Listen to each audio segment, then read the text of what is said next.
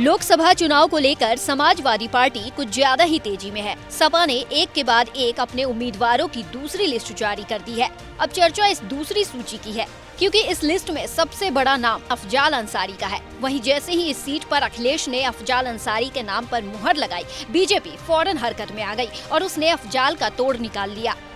सूत्रों से खबर है कि गाजीपुर में अफजाल अंसारी का मुकाबला माफिया डॉन ब्रिजेश सिंह से होगा, जो कि मुख्तार अंसारी का कट्टर दुश्मन है।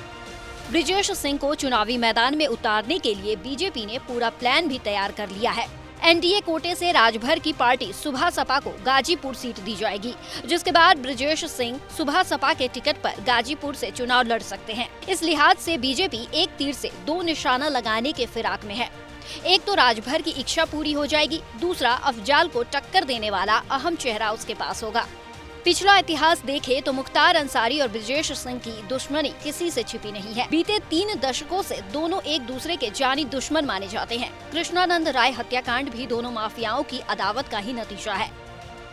कहा तो ये भी जाता है कि 3 दशकों से दोनों गैंग एक दूसरे का खात्मा करने पर आमादा थे।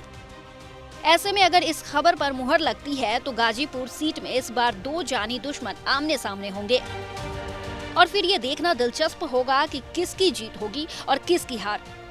फिलहाल सबकी नजरें बीजेपी के लोकसभा उम्मीदवारों की पहली लिस्ट पर टिकी है, क्योंकि अगर इस लिस्ट में गाजीपुर सीट का नाम हुआ तो ये साफ हो जाएगा कि अफजाल अंसारी को टक्कर देने वाले ब्रिजेश सिंह ही होंगे या कोई और।